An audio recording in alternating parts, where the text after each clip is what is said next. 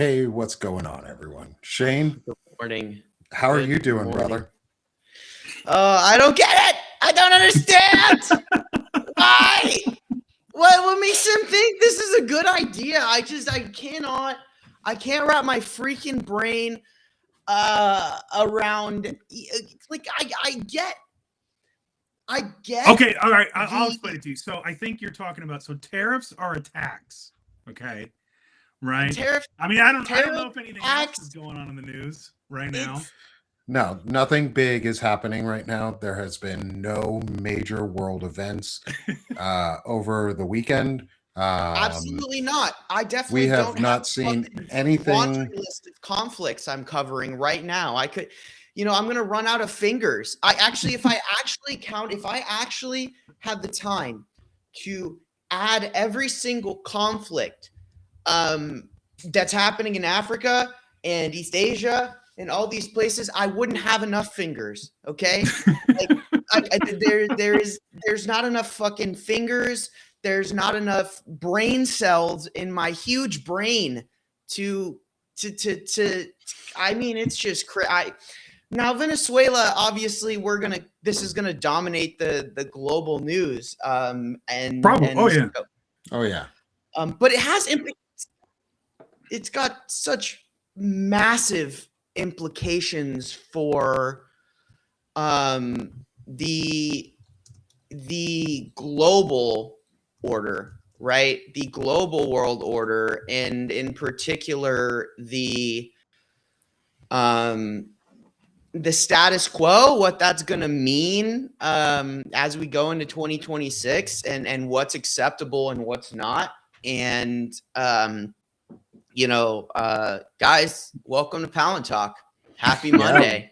What's up, y'all? Hey, for those of you who are joining, if you didn't catch what the drift of this show is, we're a little bit pissed off. There's a lot of fucking anger. There's a lot of anxiety. There was some big news this happened this fucking weekend because the U.S. kidnapped a world leader from another country, a sovereign nation. The U.S. kidnapped Nicolas Maduro, democratically elected president of Venezuela. And we're going to talk about it. We are hopefully still going to be joined by Arturo Dominguez. He is currently on right now on Blue Amp Media with Melissa Corrigan and Elizabeth Raven. So I would not be offended if you jumped off our show to go listen to them, because they're experts. Like, Elizabeth is in Venezuela. I'm going to be speaking with her later this afternoon. So please come and listen to that discussion, everybody, at 3 p.m. Eastern Time, 2 p.m. Central, noon Pacific. And hopefully I'll get Melissa on there as well. But right now this is Palantalk here on Banner and Backbone. I'm Nick Paro. I'm joined by my good friend and colleague Shane Yirak of the Firebrand Project and Banner and Backbone and all of the things that are amazing and doing great investigative work right now. My brother Shane Yirak. And then our first of our guests and our good friend Frederic Poag of Missives from a Middle-Aged Man. We were originally going to be talking about generative AI in the military, but bigger news came up, and we are now going to be talking not just about Venezuela, but about the domination and dominion of Americas that the U.S. fascist regime and white Christo-fascists and techno-fascists want to use to take over the entire American hemisphere. So Fred, Shane, we know you're pissed off this morning. Fred, how are you feeling, dude? I mean, the thing with all of this, and this is all for the effect from the Trump campaign, is like I woke up. I remember waking up Saturday, and I'd had DMs and text messages, and it's like we invaded Venezuela, and then I was like, okay, let me check. And I thought, is this some kind of crazy thing where we're doing CIA ops and something leaked? And then I was like, nope, we kidnapped President Maduro. And fucking Yeah, kidnap and Maduro. state-run media. I'm sorry, corporate media in America and de facto state media is busily trying to convince us, well, he's a bad guy, so therefore it's justified. And you know, I studied sort of where this all started back in when I was doing my master's on China and what Taft called dollar diplomacy. Everything that we've kind of done overseas, the test bed that we've tried American imperialism, which is basically colonialism and fascism, has happened in South America. It's happened in Chile. It's happened in Nicaragua. It's happened in Guatemala. There's pretty much, there isn't a country in South America where American imperialism hasn't happened. And this is just sort of the latest thing we're doing. I mean, the thing to keep in mind is what the Trump regime and what the corporations, what they want is to go back to an earlier time, before civil rights, before FDR, right?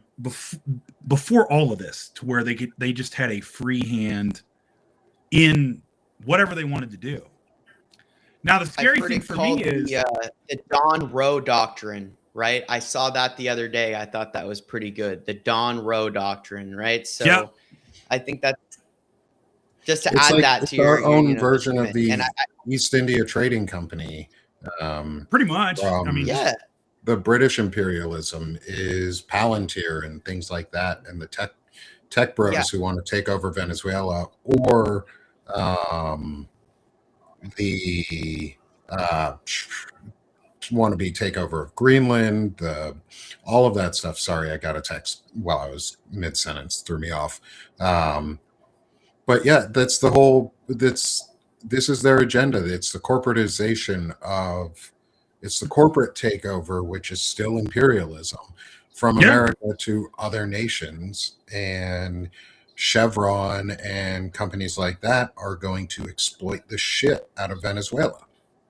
Well, I mean, the term banana republic. Before you go, Fred, I want to add one thing, because you were cooking, and then I want to let you cook. But I want to add a clarifying point here, because I want to be very clear that the statements and everything coming out is about, American money going into, Venezuela, and the, use of their oil infrastructure. And later, I want to talk about how realistic this is, but I want to save that for later in the episode, because that is something I've been looking at, internal situation, all that stuff. But what I do want to clarify is that, guys, this is a very real and tangible. This is the example of what it looks like when you have a corporatized military, when you privatize the military of the most powerful, the currently the most powerful military on the planet. When you privatize it and you use it for corporate interests in our supply chain, presidency. This is supply chain presidency. This is, what do the companies need, and how can the American government get it for them? And with that, I just kind of wanted to state that very explicitly before I pass it down to Poag and let the man chef up, let him cook a little bit. I too just got a text, and it's too good I have to share it. A buddy of mine, it's a horrible joke, but I got to share it. He said, waiting for ICE to snatch Maduro at the courthouse and deport him back to Venezuela. Fuck. They would too. They would too. That's how fucking incompetent these people are. Is they would mistake him for somebody else, and they'd be like, "Oh yeah, you're free to go back to Venezuela," or whatever nonsense shit. Shit, we grabbed his body double. And the judge orders him back, and they say, "No, we're defying it. We're sending him back home to Venezuela, him and his wife." God, the irony is that it could get fast tracked. A judge could at this point be like, "Hey, you've been doing this. This is how you want to do it. Well, he's not guilty. We're fast tracking him back home." As ironic as that would be the funniest and best outcome that we could possibly think of is we kidnap him. A judge in America is like, this is fucking horse shit, And then mean, his ruling is send him home. At this point, Throw the we throw out the case. That's Yeah, it. why not? That's we it. were talking backstage, everyone, folks, like, and how I said, I'm in this, because Shane was like, hey, I don't understand. Like, there's this. Is like, we have to remove logic and reason for all of this, because and that's the terrifying part of all of this. I think, but I do think there is going to be one key difference between all the other things I mentioned before, is where it got soft sold to us, both during the Cold War and then subsequently on the global war on terror, it was for national security. So, we all the death squads we backed, and all the horrible stuff we did, and Iran Contra and all that stuff was sold as we got to stand against communism. We got to fight the communists. And then it became, we got to fight the terrorists. We got to fight the terrorists. But narco-terrorism didn't really take hold in this. And so basically, either because Trump went off script, right? Because he's just too brain-addled to say, well, sir, you can't say, well, no, we're going for the oil. I just want the oil. So why can't we're doing it, folks. We're going for the oil. What we're faced with now is just naked imperialism, corporatized fascism. That's what it is. And we're getting ready to enter into a year where ACA subsidies are done. They're not going to do anything on the home front. And yet they're going to try to sell what is ultimately going to be a private war. Because if you think they're going to send American troops in and not shovel billions of dollars into XE, formerly Blackwater, and all these military contractors to go down there and do unlawful, ungodly things for corporate America, man, I got a bridge in Arizona. I got some oceanfront property in Arizona to sell you. Yeah. So hey, it's Arturo. As Fred finishes up, welcome Arturo Dominguez. It is so good to have you with us. It is so good to see you. I was watching you on Blue Ant Media while we were also doing this, and beforehand. So glad you and Elizabeth are talking about these events and everything that's going on in the world. It's good to have you, friend. How are you amidst everything? Yeah, good. Just kind of hanging in there, trying to keep up with everything. My head was spinning this weekend. Or is he in the? Yeah. Yeah. He's in the chat. He's not in the call though. He's not in the stream, is he? No, I'm getting there. But I was. Is Arturo in the stream? Arturo's with us, dude. Can you not see? He's here right now. Yeah, he's here right now, brother. Can you not see him with us? So no. Hey, can everyone else see Arturo? I can see him. I can see him. Yeah. Okay, I'm gonna refresh my page. I don't know. Shane has gone nuts. He's losing it. That's because Shane doesn't see color. So. That's funny. Oh my God. But yeah, man, I was chasing grandkids this weekend, so I had planned to take off, and then all this stuff with Venezuela happens, and I'm like, of course, I'm not available to cover any of it. I'm going to ask you. There he is. What the hell? Shane's sitting here going, "What the fuck are you guys talking about?" So I'm going to ask Arturo the big question, as a typical worldly American. So Maduro's the bad guy, and the people in Venezuela are celebrating and welcoming us as liberators. Is that correct? Because that's what corporate media is telling me. Yeah, that I should expect. Yeah, it's not. What? So, there's a lot being thrown out there. And most of it's speculation. There's a lot of opinion, of course. But, the reality is, Venezuela is still the same government it was last week. It just has a different president. Nothing really changed in that respect. They killed a lot of civilians. They bombed a bunch of residential facilities, some residential buildings. Yeah, they did. They bombed a lot of residential buildings. It's like Panama all over again. except in Panama, when all was said and done after getting Noriega, we killed like 3,000 or 4,000 people. The U.S. only reported 23, but on the Panamanian side, they reported thousands. And, talking to Elizabeth today, she's saying that, the death toll's up to 80-something people. Yeah, that's what I saw too. That's crazy. Yeah, and I think it's interesting too. Go ahead. Did you guys see the video of theirs? Like when day of, right? I'm certain did you guys see the video of it was, my guess is an Apache attack helicopter, and it's just firing off, it probably fires off 8 or 9 rockets, right? So the majority of the time you've got a chopper like that, those things those aren't guided. That's not guided rockets. Basically, they line up the helicopter and they let it go. And the other thing, if you read Kane's, let's be specific about Apaches. Apaches have various weapon systems that some correct. It looked like those were unguided. Yeah, Hellfire rockets. If they're Hellfire missiles, they are point and shoot. So you put a laser on it, and that's where it's going to hit. So that one's pretty much. It was interesting. Yeah, if you listen to Kane, and I was reading his statement, he says towards the end, based on 2 a.m. local time, Caracas, helicopters came under fire from Venezuelans and one was hit. Kane said there were multiple self-defense engagements as the force began to withdraw out of Venezuela.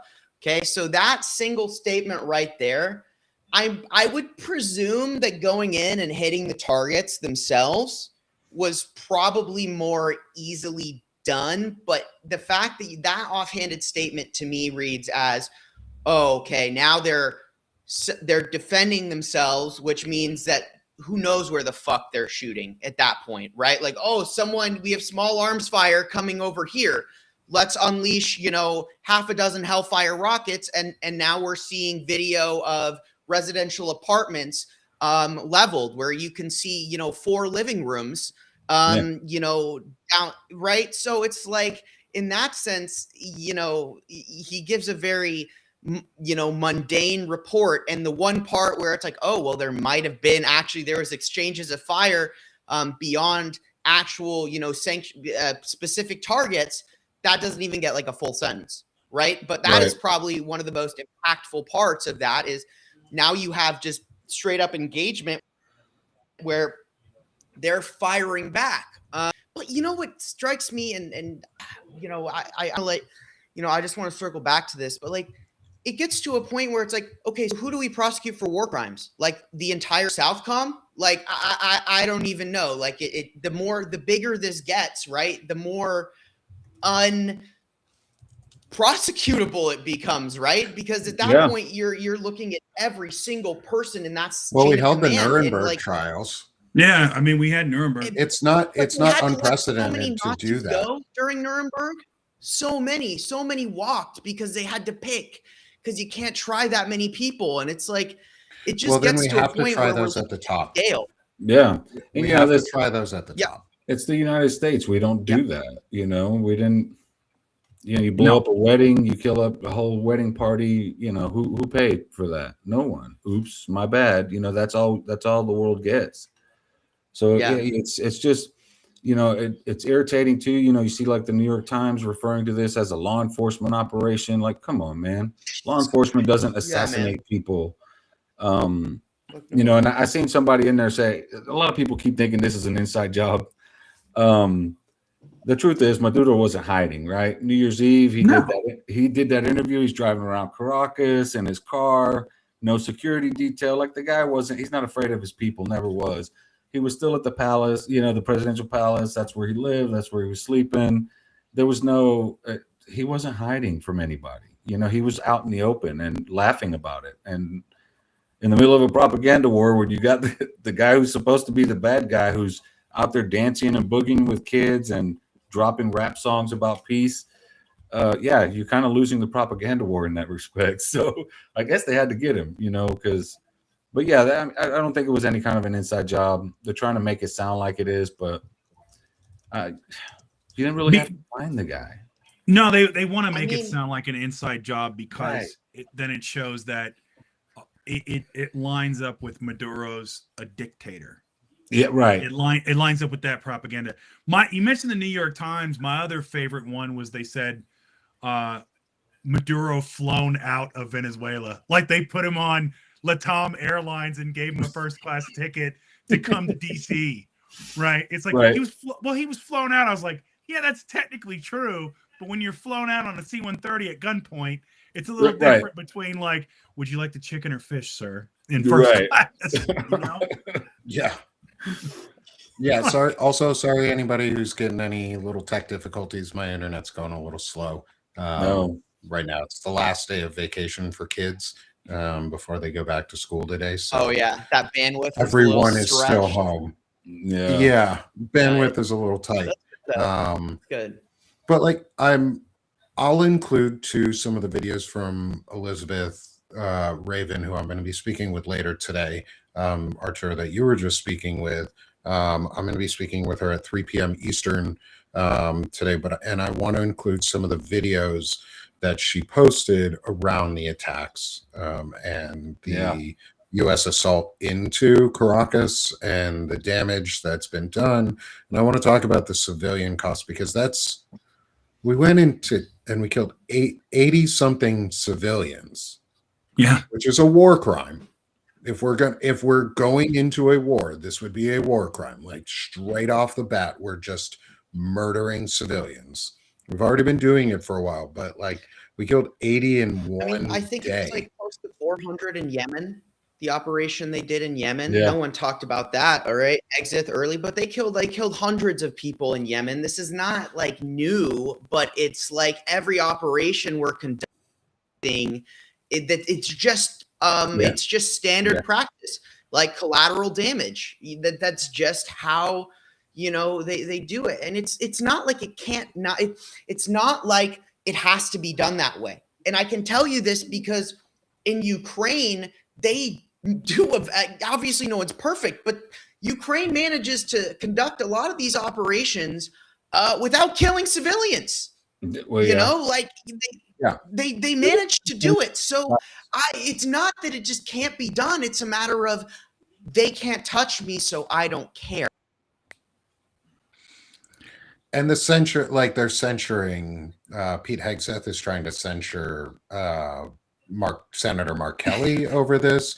Like, fuck you, Pete Hegseth. You're a white nationalist Christo-fascist who has like regressed our military backwards and thinks it's cool to bomb people for effect, and you think we're in a game of Call of Duty or your own little warships of Battleship, and we know this isn't going to end at Venezuela. And that's part of why I wanted to have this conversation is I want to get all of your thoughts. Arturo, maybe start with you, and then Fred. I want to get y'all's thoughts on who comes next, because this was a sign. If this doesn't get stopped, and if there's a no war powers resolution in the U.S. and Congress does not actually start fucking doing something, you could have ended your vacation early to start this, but you're all lazy as shit. And if you don't, who comes next? Because Trump is being very obviously open about wanting Greenland. But right now, a lot of our assets are in the Caribbean and Eastern Pacific. And so Central and South America are very at risk at the moment. And I want y'all's thoughts on who do you think may come next? And what do you think, or what do you know about some of the Latin American countries on what they're doing to prepare for those types of events, like Mexico or Ecuador or Panama or places like that? I think as far as who's next, and I really hate saying this because that's where my family is Cuba. They talk about Colombia, we talk about Mexico, they talk about a lot of different countries right now, but I think because of Marco Rubio and his hardliner stance and his hard on for Cuba, I think that's going to be probably the next target. I say that though, because while also still looking at Venezuela, because like I said earlier, nothing changed in Venezuela. You have Delcy Rodriguez right there, who's hardcore Maduro supporter. She's already said Maduro issued his orders. We're going to stand by his orders. And if she doesn't bow to Trump, Trump's already threatened a second or maybe third attack. And I think that, as long as Venezuela is a thorn in Trump's side, he's going to have to confront that before he moves on to something else. Also, like in Mexico, they were about to have a legislative hearing to discuss a vote on allowing U.S. forces to train in Mexico with the Mexican military. And as of today, when I checked this morning, that hearing has been canceled, and there's no agenda for the vote as far as allowing U.S. troops to train in Mexico. So Probably Mexico, smart. right? Mexico's already pushing back. Colombia is sort of ready because we put some troops at their southern border. So their border is starting to become more militarized. The border between Guyana and Venezuela is militarized. There's a lot happening right now in and around Venezuela. So while I think Cuba's next, I don't think it's going to be immediate because it would be tough to confront both countries at the same time, because Cuba, like Venezuela, they may not like their president, but they're not necessarily interested in overthrowing their government, starting civil war, further destabilizing things. They want reforms, things like that. And I think you're going to get a lot of pushback in Cuba, just like you're getting in Venezuela. Yeah, I think so. Yeah. I think the best analogy for this, for the foreign policy, and this is the tough part that we're faced with. We don't have serious people in the White House anymore. And our stance towards South America has always been that of the bully and the imperialist. And it has, and that's one of the things I'll just say real quick, Arturo. I really love your notes, because you kind of come from, like, rather than just the raw American, which Right. absolutely most people that have any kind of foreign policy in the U.S. in the Washington circles, that's how they view South America. It's never from the South American perspective and what country you're talking about. But unless you were supposedly in these high profile briefings, which those people are gone or they're not being listened to. And what I'm looking at with this in Maduro, because to your point, Arturo, is the government's still in place. Mm-hmm. And the best analogy I can think of is the East Wing. You tore it down, you had this big show, got everybody riled up, and it's a rubble pile. It's like, all right, you kidnapped Maduro and the First Lady, now what? Government hasn't collapsed. You killed 80 people and probably counting. You've solidified opposition in Venezuela. Because I think you posted this, and it was a great note. Is like, nobody's celebrating this in Venezuela. Right. Venezuelans abroad are, but they're, the followers of Machado, who are like more far right, or people that have left the country or got kicked out. But the Venezuelan populace is, if they're not galvanized in opposition for America, they're heading in that direction. So now what do? Are you going to do a full-throated invasion? Because again, you could say, oh, we're going to take the oil infrastructure. It's one thing to say it. It's a whole other thing to do it and to hold it and keep it. And that's a whole other kettle of fish. And I like a lot of things that Trump does, a lot of spectacle, a lot of look at me, I'm powerful, I'm the big, I'm a bully. And then now what? Right. Now to your point on Cuba, where I'm worried is because, like, he always has to one up his next distraction. So is he going to just wipe out the Cuba? Like, instead of kidnapping him and holding a show trial, are they just going to send a missile and wipe out the Cuban government? Or like when we leave NATO, are we going to also, quote, annex Greenland and land forces there to occupy it? I think that's their next biggest spectacle, to be honest. As much as Marco Rubio wants to take over Cuba, I think Cuba is not on the spectacle side, that's what they care about. The Trump's production value side for his false bravado and his authoritarian strongman image is he has to go to a bigger target that would shake things up in a much more drastic way, and going after a NATO ally would be very drastic. Like, that's scary. And he's talking about it. He's openly talking about it because the tech bros need Greenland so that they can create geothermal based energy sources for their AI data centers so that they can put them on a big ass shelf of ice, keep them a little bit cooler, and then use geothermal energy to cool them. That is what they want. They need Greenland. Trump keeps saying he needs Greenland. He needs Greenland, just like he needed Venezuela, just like he needed that. It's not about us. It's not about U.S. interests anymore either. It's not about U.S. interests. It's about corporatist interest to dominate America. And it's a white supremacy thing too.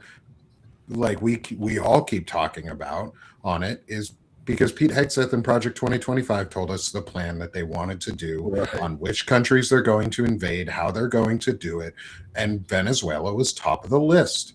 They told us what they were going to do. We need to start fucking believing them when they say these things. Katie Miller, Stephen Miller's wife, is out there posting pictures of Greenland with the U.S. flag over it. Yeah, I saw that. That is a sign. That is a sign of what they want. Like, and that's why I think Cuba is only safe for now. Yeah. Because they want to dominate the entirety of the Americas. They want a USification of the entirety of the Americas. It's dominion and it's domination. And that includes Canada. Yes, you guys, that includes you, unfortunately. But they know. Yeah. What are your guys' thoughts on how do we continue to prepare people for the fact that we as Americans really, really need to confront this hard and every fucking day? Like, Arturo, if you wanted a platform to come on and talk about this every single day for hours on end, bro, come on anytime. Like, you have an open fucking invite from me for Banner and Backbone for anything, because this is so fucking important. Yeah, we cannot allow it to happen. We cannot allow the U.S. to dominate other American nations, because that's what they are. They're American nations too. We're staters to everybody else. We are not the Americas. We're just staters to everybody else. We need to get it through our fucking heads that we are not exceptional. No, we're just bullies. So I would love to really quick. I want to answer your first question, Nick, because I think that, and then obviously I do want to, but that this idea of who's next. But I want to go beyond that, and because you guys are all saying the same thing, and I want to give you guys the term multipolarity. Okay, so as of 2025, we lived in a singular polarity world, right? The United States was the dominant power. It exercised that power using its 11 carrier groups around the world. And everyone basically operated under the global police that is the United States. What has happened over the course of 2025? Every single source I read in terms of geopolitics, including myself through my own analysis, have reached this point where we are no longer in a unipolar world. This is multipolar, and the United States has basically said, I don't want to deal with Europe. Europe can deal with Europe and Russia. Russia and China can do what they want. Okay, so what happens in Taiwan with China now, basically the implications of the U.S. action in Venezuela are not just about the United States. It's about the global world order. It's about what is now acceptable. And what has been made acceptable is I cannot be more clear in when I say that 2026 will only get worse, dramatically worse, exponentially worse, because if the analogy of Pandora's box is now anybody who is, it's the rule of who is the strongest in the region based on how strong you are and your military capabilities, you can do whatever you want. All right. So, you know, what's probably going to happen? Europe probably either, you know, collapses under its own weight or it gets its shit together. We're not really going to see that until, you know, the elections and we see whether the far right, you know, fascist movements across Europe basically overturn the current democratic norms there. But, you know, it's also this idea of transactional realism, right? Like it's this idea that everything is now transactional. It's what is the benefit? I don't care about your sovereignty. I care about what I can get out of you. And that's why Greenland, I agree. I think that the thing they want next is Greenland. Now, the question, you know, it's obviously, you know, I actually hadn't heard about these geothermal data centers. I'll have to look into that. But I can tell you the largest untapped mineral deposits in the world happen to be, in the Western Hemisphere, happen to be in Greenland. That's an absolute fact, untouched, right? So it's all there. If you're trying to compete and or build your own supply chain for these minerals, well, you need Greenland. That's why they need Greenland, because like you said, Nick, it's run by our government is run by these corporations, and it's what they want. It's what they need to basically actually keep doing what they need to do. Because one of the interesting things here is, and why I think we'll also see kind of a fast movement from the U.S. is if they do take Greenland, one, I think we'll have some warning. Okay, because they would have to move assets, right? Like you're not so big, you would see some form of buildup. Okay, so you know we'll see it coming, but it's a matter of, I think, the global response to what happens here in Venezuela, and if it's weak, which it kind of is starting to look like it's really fucking weak, then I would expect to see escalation. And if they do take Greenland, then it puts Europe in a position where, well, they still have troops. We still have fucking troops in Europe. Europe should have expelled those troops. I don't know. I mean, because like, look, what do you do? Like, what do they do if they take Greenland? What are you going to do, Denmark? Right? Like, does Canada do something? Does Canada intervene? Like, Canada would kind of have to, because the U.S. has to fly over Canadian airspace to get into Greenland, and the Danish have actually already done something. They have put troops into Greenland. NATO has put forces into Greenland and are doing multi-country exercises with France in Arctic conditions and are working with European governments. Malcolm Nance helped coordinate that. Like, Malcolm Nance went on Danish TV and pretty much spoke for like ad nauseum for I think it was almost like 2 weeks, and they finally started doing shit. And all of his troop movement recommendations that he put out there for them to prepare in case of a U.S. attack, to be ready ahead of time to say, we're in place, please just don't fucking try this, is they listened. They listened. All of their troops have moved in. I think you're right. We would see a buildup, and we will see it coming. That said, we're already seeing it happen. Say then, based on that, I would say that Greenland is much less likely. Because again, what was Venezuela? It was low-hanging fruit. It was easy in the sense that there was no contest, like no one was contesting them in the region. They didn't have to fight for their logistics to place the aircraft where they want them. They didn't have to worry about protecting their supply lines. They didn't have to worry about a near-peer military. And in that case, like I don't. That's why I don't think, with what you just told me, I'm going to definitively. I'm going to say that it's very unlikely the United States tries something like that, because it's one thing to engage with Venezuela. It's another thing to engage with European forces, you know, in a near peer conflict with Canada. I don't. If there's troops there, I don't think I don't think they do it, because we have to consider that the United States is on a clock. You know, we're $21.8 something billion behind our weapons deliveries to Taiwan, to Europe, to all of these places. We aren't able to deliver on our weapons production obligations. If that's the same, you have to understand that we're not able to deliver on our obligations to ourselves. The F-35 program, It's totally pretty much like it's at a halt right now. They can't make them. Our new submarines, it's at a standstill. They can't meet their quotas. We don't have any antimony, which we need for every single weapon that we use that needs an explosive charge. That's what I'm saying is that we're on a clock. So they're gonna pick what they can to maximize the resources they have, and they're gonna try and do it as fast as possible. It's why you're seeing a lot of, and that's where it gets complicated, because the illusion that the United States can make war forever is just that. It's an illusion, and the reality is that we are, it's like the gold coffers are draining, right? When you pay all your debts, you go down to your gold hoard, right? And there's only one stack left in the corner. That's kind of where the U.S. is right now in terms of munitions and all of these things. And so there's also direct implication with Venezuela. This is a reaction towards China in the Cold War that we're in. China, again, gets lots of oil from Venezuela. Okay, so and I want to say somewhere around 7%. China's heavily invested in.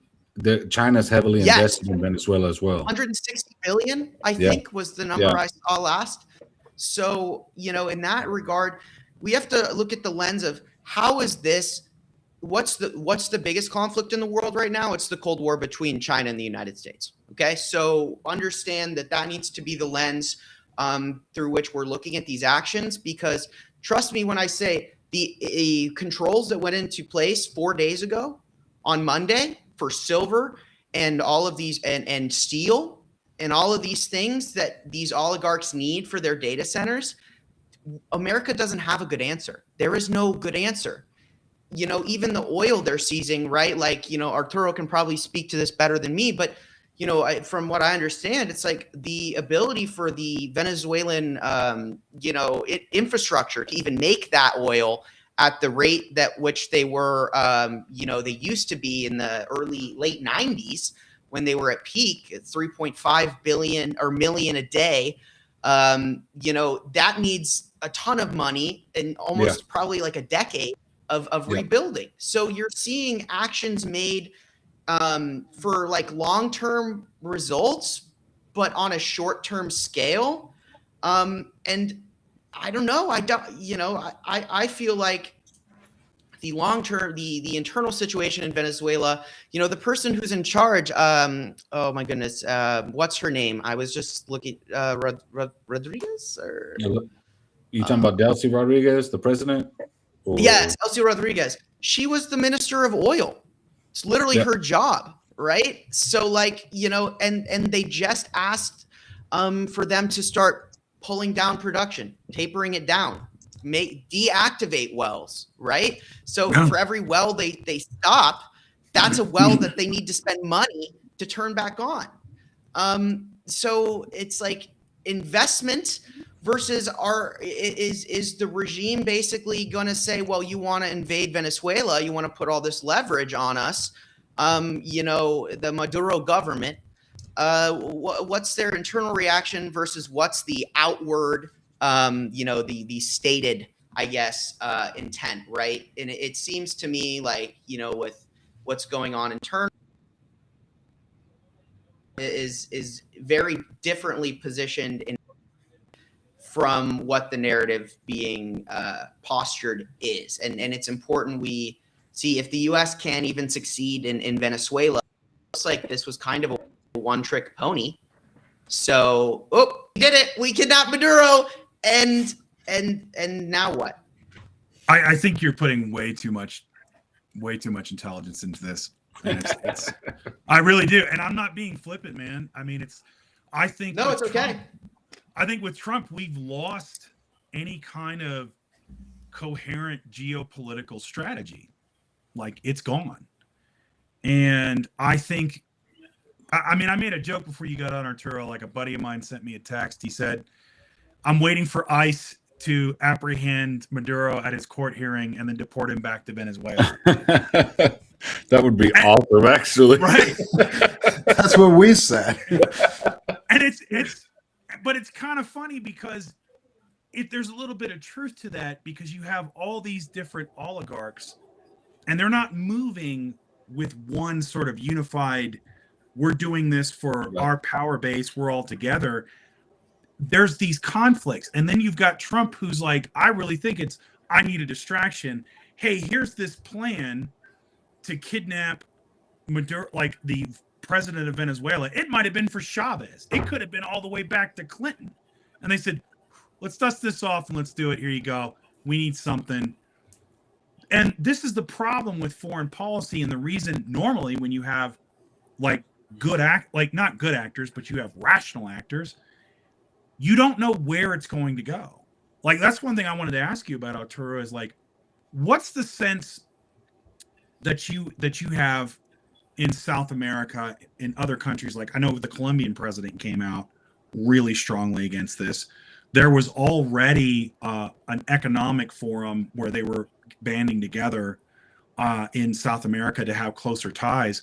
I mean, to my sense, this is going to push those South American countries closer together. What's your sense of that, like, as a reaction to this? I think, that's partially true about bringing these countries together. They had the BRIC summit in Brazil this year. Yeah. They also had the Community of Latin American Nations, and the EU had economic stuff going on recently. And, most of it condemned what the U.S. was doing. That was before the attack. And as far as like unifying Latin American countries, I think you do see that in some areas, but you also see a lot of countries that have kind of backed away from those partnerships with their neighbors and have sided with the U.S. Trinidad and Tobago is one, Guyana's another. Their governments acted in that way. Their people aren't necessarily thrilled about it. And then you have these elections that we meddled in. You have Honduras, you have Chile, possibly Bolivia. All three of those we messed with, and all three of those resulted in right-wing leaders. And they're planning, they're taking office here over the last couple of months. And, they're stating that they intend to side with the U.S. and on a lot of things, and against Venezuela. So there's a bigger divide in Latin America right now based on just the political landscape of it. Peru allowing U.S. troops in, stuff like that. But there's also other things that require context. Like, we've had the U.S. military in Colombia since the early 2000s. On 8 different military bases, and when you consider that cocaine production has only more than tripled in that time instead of slowed down at all, you have to start wondering what these things are about. And, I published an article a while back. Shane and I discussed this on one of his shows, was, about the ties between drug smuggling and white nationalism. And, you see that, right? So you have, for example, Ecuador, where Daniel Noboa, the president there, has been linked to drug smuggling operations into Europe because, he has a monopoly on the banana industry, also a near monopoly on the shipping industry, and his bananas and his shipments keep getting caught with cocaine in them. And, we recently sent Marco Rubio down there to work out some economic deals. So, you're rigging these elections, you're pushing white nationalist candidates. You're also taking over, drug smuggling networks at the same time because, again, they're not slowing down. It just has CIA written all over it, right? The CIA needs drug money to do what it does. Otherwise, they'd have to report what they're doing to taxpayers. If they could do it illegally and secretly, they will. We know that from history. But, I think you have Lula in Brazil, which is the 5th largest economy in the world, biggest country in South America. You have Colombia, you have Sheinbaum in Mexico. The biggest power players in Latin America are sort of coming together in a sense to try to push back on what the U.S. is trying to do. So far, has it worked? Not really, considering what we just did. But, the statements coming out of Latin America have been pretty stern, have been pretty harsh. AMLO issued one. Sheinbaum issued one, Lula, same thing, and all of them are really, really harshly condemning what the United States did. What that means moving forward, I'm not so sure that matters to this White House. Just like No. legality doesn't matter, international law doesn't matter. You know, the UN condemning what the U.S. doesn't matter. So, you know, we're essentially we have a rogue White House that's doing whatever it wants, and I'm not so sure that a unified Latin America can really push back. Not in the current state. If you had every country together, maybe, but with half the continent split left and right, it's going to be tougher to do. Unfortunately. I think, and this goes to Shane's point with a lot of good knowledge that he dropped about what it costs to really push out the military that we're looking at to occupy these countries and do this sort of imperialism. I mean, the most recent example would have been Iraq, right? It was, you know, the mission accomplished banner. The war is going to pay for itself. And then estimates now between all the injuries and damage and everything are like anywhere from 3 to 6 trillion is what that war cost. I think this past month we just crossed 40 trillion in debt. And to Shane's point, we're not delivering on the material and the equipment to actually do this. And so my thing is it's one thing to sell this to a public whose lives are not really directly impacted. Like, you grew up during the Cold War, you know, in Stranger Things land. It's like you had outlet malls, and yeah, there was the threat of nuclear annihilation, but it was sort of in the background, right? You know, dad's still working, you've got your middle class life, you've got this. And then there's the global war on terror, where Bush famously said, go out and buy something. You know, we didn't need to sacrifice. Well, now you've got ACA subsidies that are going to go through the roof. I have a friend of mine who their copay for therapy went from 40 some dollars to now $210 per session. That's going to happen all over the US. Grocery prices are still going up, all this. And now we're going to be told to sacrifice even more for naked overseas adventurism and imperialism. And the problem with that in this country is we're not a country of, say, 20 million. We're a vast country of very different 330 million people. And we know what life was like before all this started to happen. I don't think people are going to be like, why are we going into Venezuela so all these countries can make all this money? No, dude, I want you to rebuild at home. We can't even rebuild at home. Why am I building in Venezuela? I think that's where the calculus starts to change. I think that's where it starts to shift is, why are we going into Cuba? I don't want to go into Cuba. I want my grocery prices to come down. I want my healthcare to come down. Yeah. No. Totally. Yeah. And so we had a good question in the chat. Oh, go ahead, Shane, and then I'll get to the question. Okay, yeah. I think your earlier comment, you know, when you pushed back on me a little bit, I think that was fair. And so, but I do want to kind of make a clarification, because I think that while I said a lot of things, I think we have to be careful about running the risk of oversimplifying the things that are going on. Sure. Like with Trump, right? Like we don't want to say outright, like, I agree, Trump's a bumbling idiot and he's not making any really decisions. But, you know, the decision to invade Venezuela was probably that came up from a bunch of dudes in a corporate boardroom. And they're like, dude, well, they have the largest deposits. You know, they got the most, oil deposits. So we want those because we could dominate the oil, right? To your point, and so, it just came out that Trump called oil executives before he informed the Gang of Eight. There you go, right? So they told him, hey, we need this oil to win an energy. But what they didn't tell him is it's going to take 10 fucking years. He's not even going to be in office. He's not even going to be in office for the majority of these imperialistic plays that are being made. Even if you want to go, like, everywhere you look, just to the AI data center infrastructure they're trying to build, it won't be done until he's gone. So if that doesn't tell you that they're not planning on fucking leaving, then I don't know what else to tell you. Because, but in it's like the mistakes and the shell of this come from, like, this was not a short-term decision, right? Like, this is a long-term decision, and it's also being made by people who don't see the nuance that are, you have people from the outside asking these other people to do things, and these decisions consistently are short-sighted. Like, and that's, I guess, like the stupid point is like, yes, they succeeded in getting Maduro. Will they succeed in actually getting any money out of this oil? No. In fact, it's going to be a black hole of money for probably a decade, if they can even do it, if Venezuela cooperates, if, you know, Rodriguez doesn't say, you know what, fuck you, I'm gonna make sure I shut down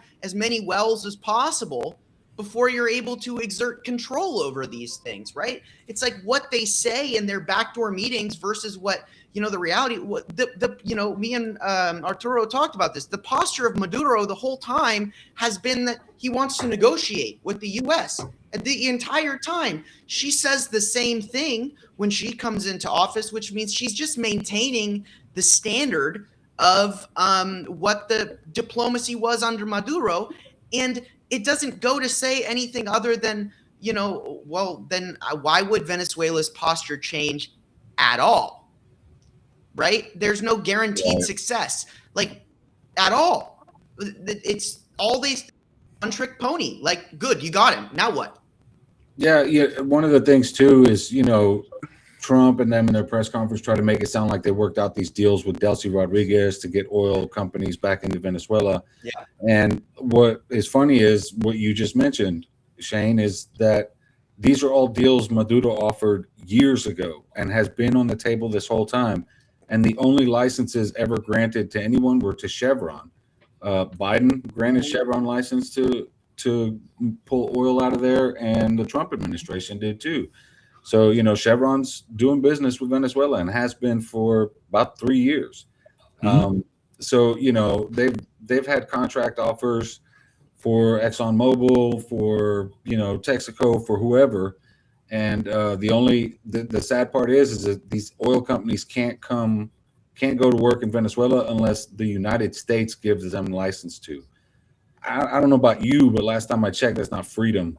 If a country says, hey, come drill some of our oil, you know, share the profits with us, and your government says no, well, I'm not so sure you're free to do business. Right. You know, that's kind of, I don't know. This whole thing, it just doesn't make any sense. And it drives me nuts how people can't put this together. Up, right?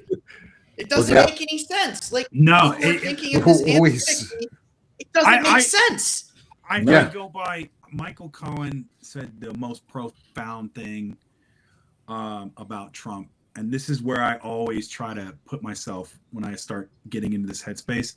Trump doesn't think past 5 minutes. No, yeah, and he's great at capturing the news cycle, and you have to factor that in. Like, you know, so it's from a strategic standpoint. From a long-term strategy, from even like long-term is in like the year, right?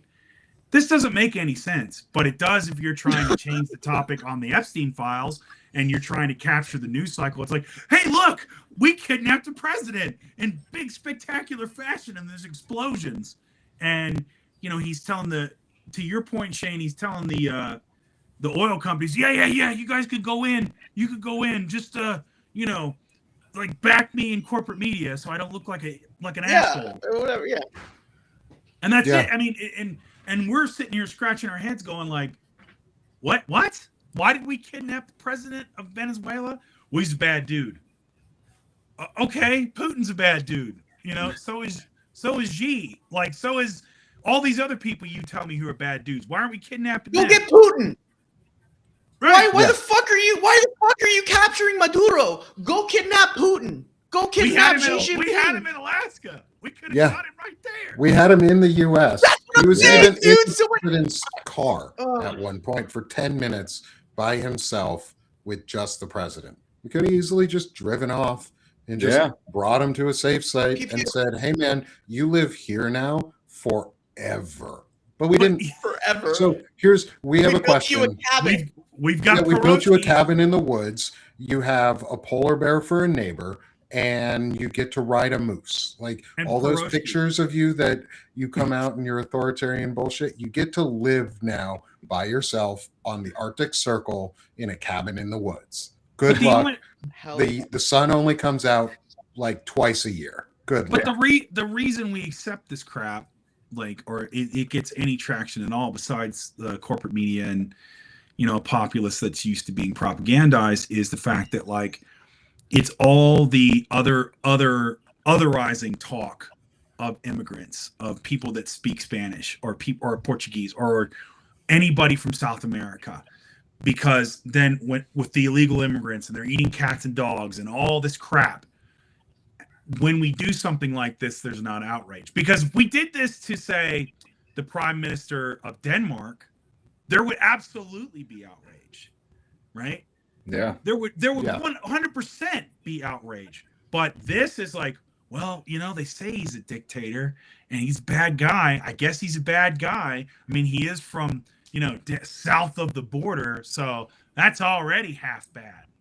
Right? So, right? question in the Low-hanging chat for fruit. all of us is, Yes. because we want to be action focused on this too, is not just like what has happened, what we think is going to happen, views on like where we think things are going. Is question from Beth in the chat is, as an average American, what do you think people should be doing? What do we think average Americans should and can be doing right now to push back, actively stand up and stop this, or at least keep it front line on like what's going on, and or just how do we push back on this? I have my thoughts, but I want to hear y'all's first. Read writers like Arturo? Arturo Dominguez. I'm not being flippant. I'm being serious. Is because corporate media is going to sell you the Yankee imperialism American version of what's happening, and you got to get the other side of it, because you would think like Maduro is this oppressive dictator, whose the people's of Venezuela's heads are bowed and they live in this horrible country, and yet, to Arturo's point, he doesn't travel with a company of guards. He goes out in public and he's with kids and he's with his people, right? Whether you agree with what he did in the election or not, or whether you agree with any of the stuff he's made, like, he's not a hated tyrant, and you have to push against that narrative. You have to read other sources that give you a fuller picture, because you won't understand what we're doing if you swallow the line that's like, oh, we're there to bring democracy. We're not, though, and we never have really, and not in South America. It's always been the test bed for dollar diplomacy, which dollar diplomacy was the U.S. government under Taft, which they said, hey, when you make these loans to these countries, if they don't pay you, we will send in the U.S. military to back that up and seize assets. It started there. Teddy Roosevelt, speak softly, carry a big stick. That was his policy in the Caribbean. Mm-hmm. The Caribbean and South America and Latin America has been the test bed for American imperialism, which started in 1898 after the Spanish-American War, when we got possessions in the Philippines and Puerto Rico, and we started to get U.S. territories and we became an empire. Don't keep pushing out this narrative, and I'll toss it to you, Arturo. Well, for me, it's something similar to what you were saying. What you can do now is push back. There's a lot of stuff that people throw out there about, for example, about Maduro, right? They'll say he's responsible for 20,000 people being killed since he's been in office. That's not necessarily true. He didn't order any killings. Extrajudicial killings happen here, right? We have cops that go over the line all the time. We don't blame our president for those. When you look at the United States kills 2,000 people a year in 10 years, well, guess what? The United States killed 20,000 people extrajudicially, just like in Venezuela, right? And just like in any other country, and just like every country has similar issues, right? Some of them are pretty much across the board. So, what that tells me, that 20,000 people have been killed extrajudicially since Maduro's been in power, tells me that they have systemic issues in their law enforcement apparatus, right, in their whole system, just like we do. You know, militarily, you know, you hear about cops raping, soldiers raping women, things like that, femicide, all those things are systemic issues, and we have those issues here. If you don't push back on that kind of stuff where people say he killed 20,000 people, then these pretexts are later used to justify things like what we did. At no point did the United States government say that we were overthrowing a brutal dictator who killed 20,000 people. They went after him under the false pretext of him being a drug smuggler, and they charged him. They charged him with owning guns. I mean, and shit, he's a president. Every president deals with buying and selling guns, right? I mean, that's part of your policy. Like, that's part of national security policy. Right. Yeah. So buying and selling guns. Isn't that a religion for us in America? I mean, like, yeah. Like, how are we going to charge somebody for adhering to the American religion? Yeah. Like, I don't understand it's that. It's crazy, man. It's crazy. I don't know. I mean, look, like, what do you want to, like, what can you do? So my honest answer is there's absolutely nothing that you can do to stop them from going into Venezuela. Okay. You're not going to be able to do that. And I'm going to be honest with you, right? Like, there's not a lot you can do. What these guys are saying is true. Educate yourself, get yourself on the right narrative, right? Do things like read Arturo's, decolonized journalism. You know, read my newsletter. I have revamped my Firebrand reports. I do a geopolitical newsletter. It's fucking awesome. Okay. Like, it's a hell of a read. You can watch the show. It is pretty and good. It's a monster of a read every day. But let me tell you, it's the global picture. It's big picture. If you want to be one, if I'm sitting here thinking, globalize your local politics. If your mayor and your local government isn't willing to, take a position as a community, and back the right things, recall your mayor. If you live somewhere where you can recall your politicians, and ask your local politicians, hey, what do you guys think is the situation here, and is that we don't support this, and we want our posture as a city or a town or whatever to be against that. Then recall them and put people in on a local level who are going to support, the right causes in your community. Make sure your community is representative of what you believe the common values are. Activate your local politics, guys. Like, again, so what 2025 taught us is that there is zero, the federal government's of us, guys. That's it. We got midterms. Congress is I don't even know, really, to be honest with you. We're going to see in the midterms, but what you can control are your local environment, local laws. Local laws can contradict state laws. It can contradict federal laws. There's a lot that can be done on a community level. So I don't want you to think about what can I do to stop them invading Venezuela. The answer is nothing. What can you do? You can recall your mayor who is pro-Trump and pro-imperialism, and replace him with someone who's not. That you can do. So focus on real actionable things and make sure that the other big thing, I'm going to say this now, is our midterms need to be hand counted, paper ballots, full stop. If they're not, we're in deep shit. I agree. That needs to be a movement big time in 2026. We need paper ballots. We need hand counts. That's something. Advocate for that. Get out there. Get working on that. Right. We got 11 months.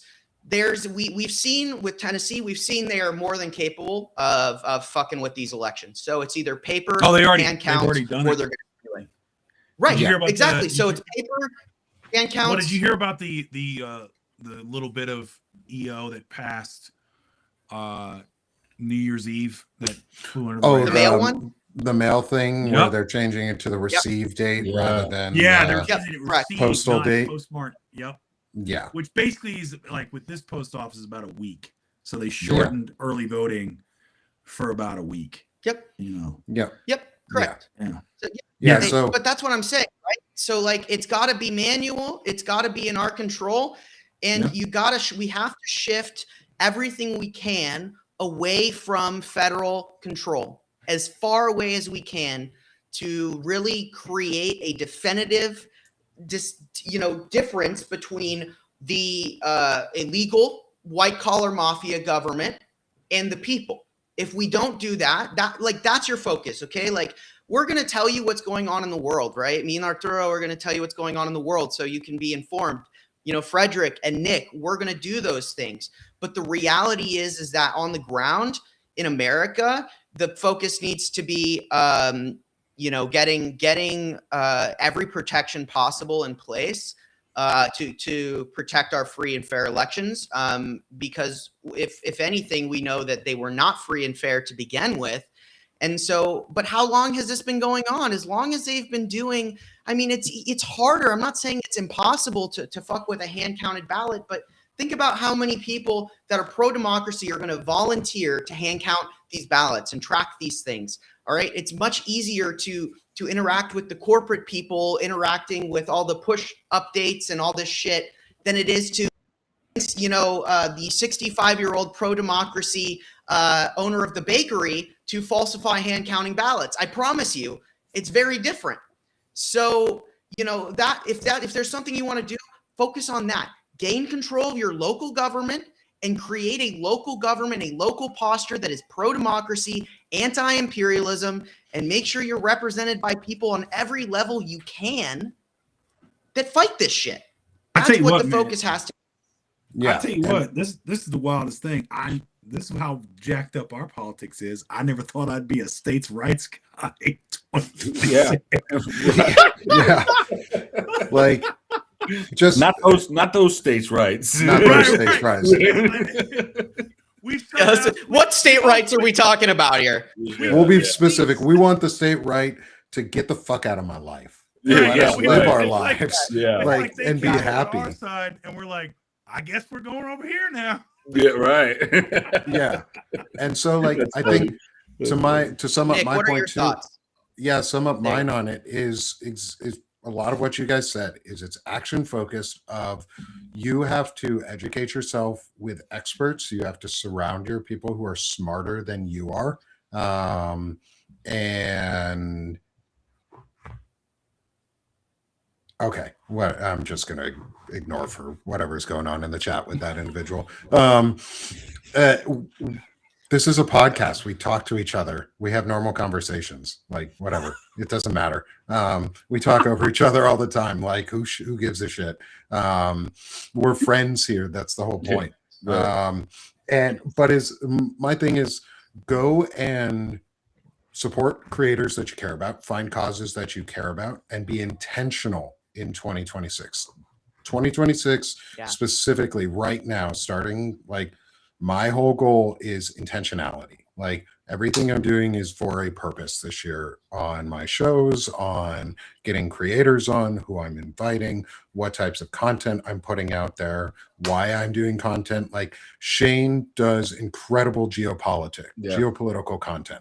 Arturo does incredible deep dive content into Central and South America and minority, well, not even minority, but just politics outside of white people, and deconstructing supremacy. Yes, pretty much. Deconstructing white supremacy, I think, would be a better way to describe what some of the work that you're doing.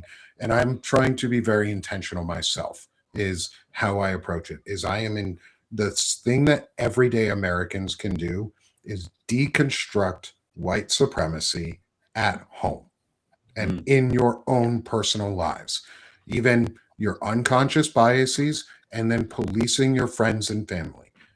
Friends police each other when they say and do stupid shit. If you don't, you're not really that person's friend. You're their lackey, or you're their fucking hype man. Like if you're a friend, you tell your friends when they do things that are wrong and disgusting. And if they support things like Donald Trump after the Epstein files release, we continue to talk about that. We can hold multiple things at the same time in our minds, and we can say, I can talk about geopolitics here with Shane and Fred and Arturo, and we can have an incredible discussion about what the US is trying to do to dominate the Americas. I can then go to my other platform, Sick of This Shit Publication, and I can intentionally create a space where I'm doing a series of interviews with men. Arturo, I was going to reach out to you around that, but I didn't want to confuse you with this show and then more shows too. So I'll reach out to you after too, because I want to get you on for an interview. I'm doing a series intentionally on intelligent masculinity and what it means to be a man who values people, who cares about dignity, who has an emotional intelligence level that's above zero, and who's reflective.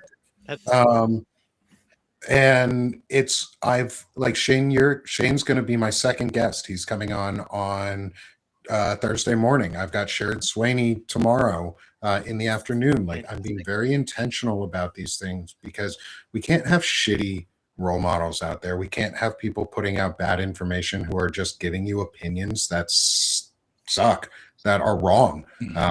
Like, I'd rather have an hour-long discussion with Arturo and where I say maybe 5 things, but he can talk for almost an hour and talk really intelligently. And like, I didn't have to talk the whole time here. That wasn't what I wanted to do. I wanted to get too. I will 3 experts. Yeah, like, I've got 3 people who know geopolitics really well and who have studied it all in depth in various ways.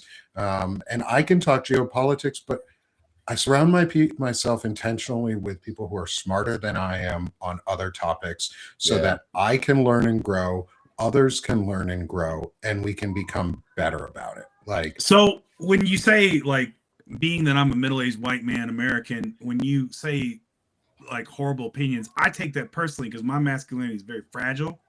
You know, so I feel like I'm being personally attacked. You know, and you know, I'm gonna go buy a MAGA hat now.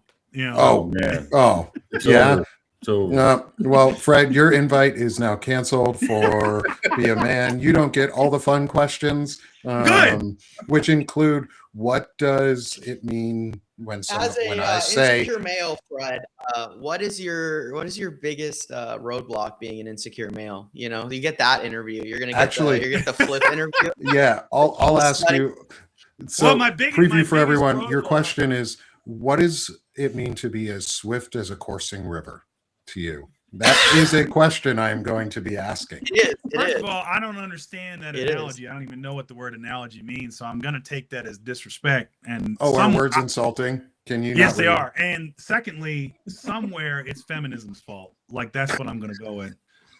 Feminism and immigrants. You know, somehow really good at this. Yeah. What you're saying. God damn it! See, this is what happens. Well, what about Obama? Do this. What about Obama? What about what Obama? Full of things I don't understand, and things that I don't understand make me angry. Yeah. Yes. Yes. I make mead, and that makes you angry because you don't understand how it's made. Your fragile heart. No. Poor baby. All I know is Jesus got in there somewhere, and he makes it work. That's all I know. He came in through the back door, went up to the 3rd floor. Stop it. Stop it.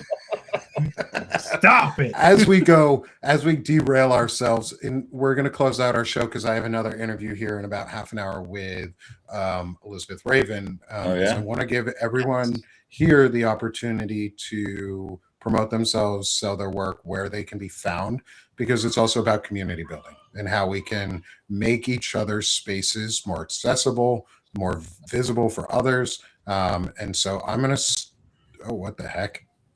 That is not, there we go. It's going slow today. Things are going slow. Anyways, come join us at Banner and Backbone here on the network where we put it all together. I'm doing a lot of the production side and trying to get as many interviews and great shows and information out. Hopefully everybody has already subscribed. If you haven't, hit the Chiron in the top left-hand corner of your screen if you're on Substack, and subscribe to everyone who's here. And our intentionality through this year on Banner and Backbone is to get people to reclaim integrity, service, and ethics. And that's my intentional goal is in this year is reclaim integrity, service, and ethics So do that. Come join us for free. Come become a paid subscriber, whatever. Doesn't matter. Either or, doesn't matter. As long as you join us and get the information out and help us grow so that we can have more of these discussions. And then Frederic Poag, good sir. That's me. Missives from a Middle-Aged Man. I write about, I'm more of the how culture shapes politics and why we think as Americans what we think. So you can sign up for free if you like it. Eventually give me a paid sub after you've subscribed to Banner and Backbone, Arturo, and Shane. Because they do some really, really, really great work. Most of mine takes on like, what am I writing about today? I'm going to write about this. So absolutely. Thank you very much, Nick. Mrs. from Middle-Aged Man. Yeah. Free. Sign up. There you go. Thanks, brother. It's good to have you with us. Arturo, how about you, my friend? I'm here, man. Ignore the profile picture. My wife picked that one out. my wife picked that one, and that is decolonized journalism right there, dude. Yeah. If you want a different picture for the next time you come up with us, send me an icon or a letter that you have, and I'll make sure you're. I like that one because it feels like it's like my uncle is giving me a lecture over a barbecue when I've said something really stupid. My wife picked that one because of just imagine when we're doing it. Where I go, I say, Unc, I really like that Rage Against the Machine song, People of the Sun. You know what that's about? And it's like, no, what's it about? You should have your hair down more, bro. I think you should have your hair down more. I'm not biased, and then you get an impromptu lecture about the Zapatistas over, over a grill. So yes, my newsletter, Decolonized Journalism, editor at Antagonist Mag. You can find me across all social media at Extreme Arturo, same handle you see here. I'm usually starting shit somewhere on Twitter. I get in all kinds of trouble all the time. So, but yeah, otherwise, man, if you want to get the full context to a lot of the stuff that's happening right now, this is it right here. All of us right here. So yeah, you're up, Shane. Thanks, brother. Arturo, I'm so glad you were able to join us. Yeah, today, thanks. too. Yeah, man. Thank you guys. It's awesome.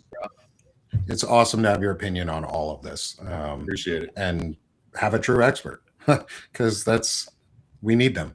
We need good experts. Another expert, Shane Yirak. What's up, brother? Yeah, I guess I'll take the compliment. Armchair expert over here, office chair expert over here. Yeah, guys. Everything I do, the Firebrand Project is involved. I'm really putting my 100% effort.